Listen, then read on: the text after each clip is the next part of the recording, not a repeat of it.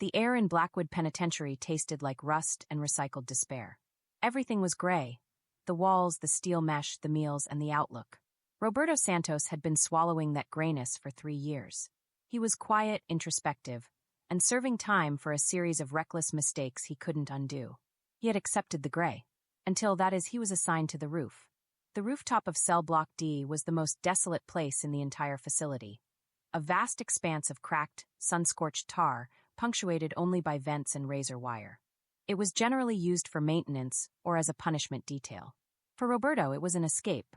When he was up there, the clanging of the gates and the yelling in the corridors became a distant, muffled hum. On his 3rd day of clearing debris, chipping away at the rigid tar near the edge, Roberto saw it. A minuscule, stubborn scrap of green, no bigger than his thumb, pushing its way through a fissure in the concrete sealant. It was a tough, common weed, but it refused to die. Roberto knelt, shielding the tiny plant with his broad, scarred hand. It was an act of profound defiance against the institution's crushing weight. An idea, ridiculous and enormous, took root in his mind. For the next week, Roberto became a scavenger. He hoarded the broken styrofoam trays from the midday meal, crushing them to create drainage material. He sweet-talked the kitchen staff into letting him collect coffee grounds and fruit peels for experimental cleaning solutions, which he then mixed with dust and lint from the laundry room, creating a rudimentary nutrient-poor soil base. His first container was a discarded half-gallon oil drum he convinced a maintenance worker, using 2 packs of contraband cigarettes, was needed for tool storage. He dragged it to the darkest corner of the roof, behind the HVAC cooling unit. The seeds were the hardest part. He finally found them taped inside a discarded book in the library. A packet of forgotten marigold and basil seeds, likely stashed by an inmate long since released or transferred. Roberto wasn't just planting seeds. He was planting a secret. Guard Grayson was a man defined by surveillance. He knew the rhythms of Blackwood, the subtle shifts in posture that signaled trouble, the false smiles, the desperate whispers. He was nearing mandatory retirement, and his face held the permanent, weary slump of someone who had seen too much badness. He noticed Roberto Santos almost immediately, not because Roberto was noisy, but because he was too quiet. When assigned to the roof, most inmates lounged, smoked, or tried to signal the outside world. Roberto worked. He hauled materials, he scraped, and he spent an excessive amount of time near the HVAC unit. One afternoon, Grayson climbed the final ladder rung to the roof, his boots crunching on the gravel. He found Roberto crouched low, his back to the guard. "Santos." Grayson's voice was a low, flat command. "What are you doing over here?" Roberto stood slowly, hiding the small watering can, a repurposed plastic jug behind his leg. "Sealing the cracks, sir. Checking the integrity of the sealant around the ducting." Grayson's eyes, sharp with years of suspicion, swept over the area. He saw nothing exceptional, only dust and shadow. But he caught a scent, something earthy, clean, and entirely out of place in Blackwood. "Stay clear of unauthorized areas," Grayson warned, then walked away. He filed the incident away as unusual behavior, low threat. He didn't connect the scent to the faint, almost imperceptible smudge of dark soil clinging to Roberto's worn denim pants. In the general population, the garden remained Roberto's secret, yet his change was noticed. He stopped staring at the floor. He had a focus, a determination that hadn't been there before. This caught the attention of Monroe. Monroe was fire, all sharp edges and coiled aggression. He was the inmate everyone steered clear of, fueled by years of resentment.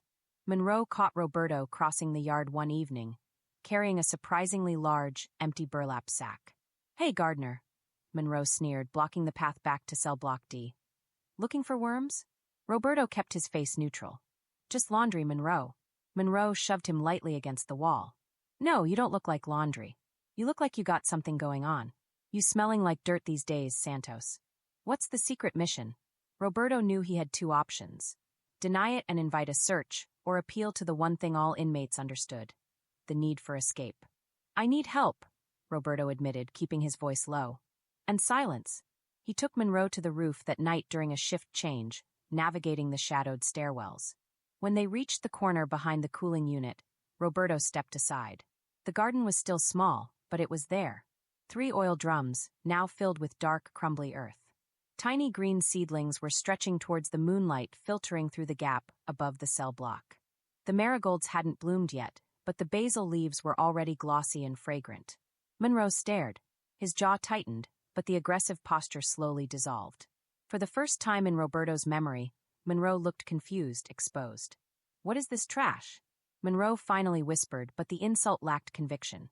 "It's life," Roberto said simply. "It's color. And it's the only place in this entire cinder block world that smells like something other than stale sweat." Monroe kicked a loose piece of gravel, sending it rattling across the tar. "If anyone finds out, especially Grayson, they'll destroy this. And you, Santos. This is contraband." "I know," Roberto replied. "But imagine. Just imagine if we could grow a tomato that didn't come out of a gray can." That was the hook. Not the idealism, but the promise of something real, something salvaged from the world they missed. Monroe didn't soften overnight, but he needed the dirt beneath his nails more than he needed to enforce the hierarchy. He became the garden's silent muscle, hauling heavier containers, organizing the pilfered water supply, and acting as a rough, effective lookout. The rooftop garden grew from a secret patch into a hidden landscape. Roberto learned about companion planting, and Monroe used his surprising network to trade favors for small, crucial items. Broken plastic jugs for water retention, small shears borrowed from the metal shop, and most importantly, different seeds, chili peppers, pole beans, and tiny sweet strawberries. The physical labor was draining, but the psychological effect was electric. Up there, they weren't prisoners, they were cultivators. Other inmates started noticing the shift in Monroe and Roberto. They had a strange, shared calmness. Sometimes Monroe would even smell faintly of mint. Whispers started circulating. "Santos has a thing. Way up high." The garden provided tangible benefits. Roberto started smuggling tiny sprigs of basil back down. A leaf of fresh basil in the slop they called spaghetti sauce could transform a meal. The small gifts were instantly popular, generating a wave of small, protective favors for Roberto.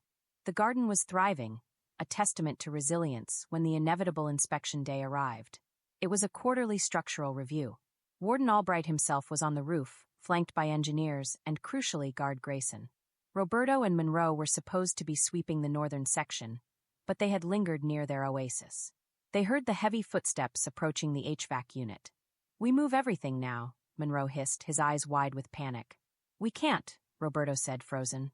The weight of the pots, the established vines, it was impossible. "It's too late." Grayson turned the corner first, his hand resting on his hip. He saw the greenery. Dozens of pots, vines climbing reclaimed netting, and the vibrant golden explosion of the marigolds, bold, beautiful, and utterly illegal. Grayson's face went rigid. Before he could speak, Warden Albright and the engineers rounded the corner. The warden stopped dead. What in the name of? Silence choked the roof. All eyes were on the illegal, blossoming life. Monroe, in a rash act of loyalty, tried to step in front of the planting. "It's mine, sir. A project." "Back away, inmate," Grayson commanded, his voice tight. This was the moment. He had to report it, had to enforce the rules. He looked at the chaos, the unauthorized modifications, the sheer audacity of the garden. But then he looked at the plants themselves. The precision, the care. He inhaled the air, clean, damp soil, and the sharp scent of mint, overwhelming the tar and diesel fumes. He turned to the warden. "Sir," Grayson said, his voice surprisingly steady. "This is Santos's project, though Monroe did assist." Warden Albright approached the largest container, where a cherry tomato vine wrapped around a piece of rebar. He didn't touch it, but simply observed the bright red fruit. "Explain, Santos," the warden demanded, his voice dangerously level. Roberto stepped forward, his heart hammering against his ribs. He didn't plead for mercy. He spoke about necessity. "Sir, it wasn't meant to violate rules. It was meant to survive. It's hard up here, always gray. This," Roberto gestured to the riot of color. "This is productive. It keeps us focused. We haven't had a fight in Cell Block D in a month. We have something to care for, sir. Something that needs us." The warden, a man known for his cold efficiency, stood silent. The engineer coughed nervously. Finally, Albright looked at Grayson. "Are you aware of this operation, guard?" Grayson risked his career in 2 words. "I suspected, sir. I was evaluating its potential hazard." He paused, then added, "It appears to be a low hazard, sir, and a high morale benefit." The warden studied Roberto, then Monroe, then the marigolds. He knew the numbers. Blackwood had rising rates of internal violence and staff burnout. He knew these men. Roberto was a model inmate. Monroe was unpredictable. But looking at them now, standing guard over a tomato plant, they looked less like predators and more like caretakers. Potential hazard is zero if the rules are adjusted, the warden concluded, startling everyone. Santos, you now have a project. You will submit a full inventory and a detailed schedule to guard Grayson by tomorrow morning. If one rule is broken, if one plant is used as contraband, or if you waste staff time, this whole thing is gone. Understood? Yes, sir, Roberto breathed. And Santos, the warden added, turning away. I expect a taste of those tomatoes. The rooftop garden ceased to be a secret and officially became the Blackwood Horticulture Project.